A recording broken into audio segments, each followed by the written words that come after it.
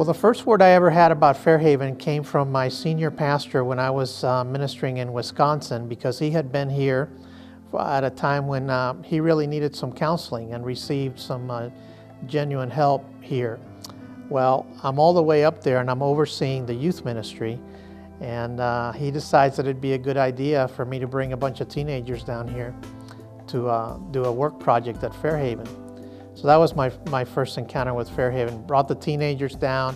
We had a great time here. Basically, we cut trail through the whole time that we were here, and it was a wonderful time. This is where I met Dr. Shepson. At the time, he was caring for his ailing wife, and was really impacted by his life.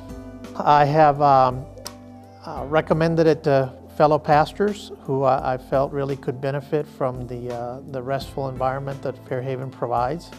I've been a board member for about 7 or 8 years during my time here, and I've also been involved by coming here with my wife for times of rest.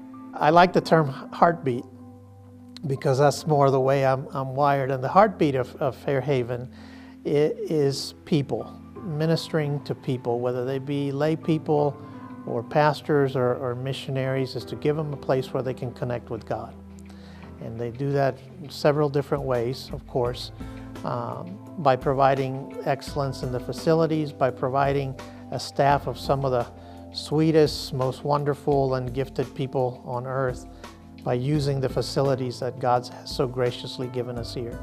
One of the real problems in ministry is the rate of attrition of pastors and missionaries. I just read a letter this morning of a missionary that is coming home from the field.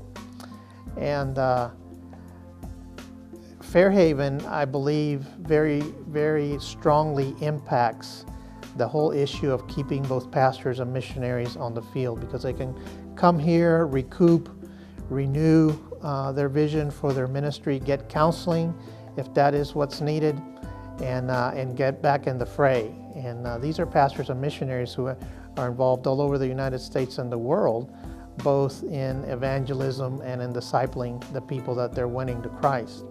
If we don't have a place like Fairhaven for people like that to come when they need some refreshment and some renewal, often they give it up. And I don't have the statistics on the top of my tongue right now, but I am amazed at the rate of attrition that there is in Christian ministry.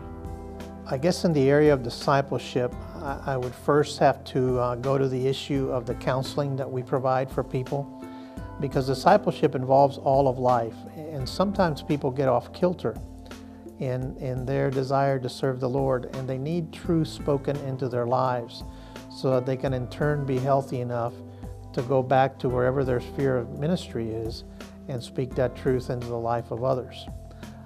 So from that standpoint, the discipleship that people receive here through the counseling ministry gets expanded throughout the world. I really do believe that that's one of the real strengths of Fairhaven Ministries. We don't try to move everyone into a cookie cutter approach, but we allow them to connect with God right where they're at and right where God wants them to be. And so they come here and they're surrounded in an atmosphere of love and an environment that is conducive to their meeting with God, but nothing is pressed upon them. Anything that is given of any help is just a suggestion, and there's no programs, there's no schedule. It is entirely up to them what they do with their time that is spent here. And I really do believe that gives God an opportunity to work in people's lives where otherwise, we're used to programming. That's what we're used to. And sometimes that's really the last thing we need when we're trying to recoup. Fairhaven Ministries has 15 cottages. The exciting thing to me is that these cottages are spread out around the mountains in such a way that there's an incredible amount of privacy. And you don't feel like you're on top of anyone else. There's also a multitude of hiking trails where, again, you are very unlikely to meet someone else. There's a beautiful creek that runs through our property with that wonderful gurgling sound that the running water makes that is so peaceful. And at all times of the year, there's a special beauty to the mountains that surround this property. Well, I was asked to be on the board, and I didn't know what I was getting into, even though I had lived here several years. But the first thing that impressed me at my first board meeting was the quality of the men and women that served on the board, the godliness, their heart for people, the number one priority to minister for people. And I felt privileged to be part of a group like that, to be asked to participate. I love this part of the country. I love being a pastor here. My church is an incredible blessing to me because we don't have the normal church problems that many people have faced. In the 13 years I've been here, we have peace and unity and a desire to help people.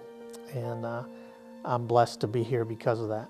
The restoration of people, I believe, is huge because here are people who have spent a good portion of their lives studying, preparing.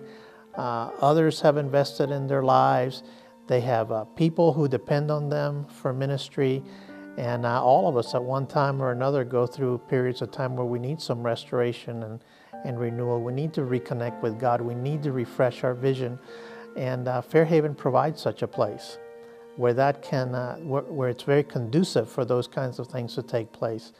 And so then the warrior gets to go back into the fray and do the ministry that God has called them to, instead of becoming just another casualty. The staff members at Fairhaven are, I think we have some of the sweetest ladies that God has ever created here to help people along. The men are incredibly gifted and efficient in maintaining the facilities at its top-notch best.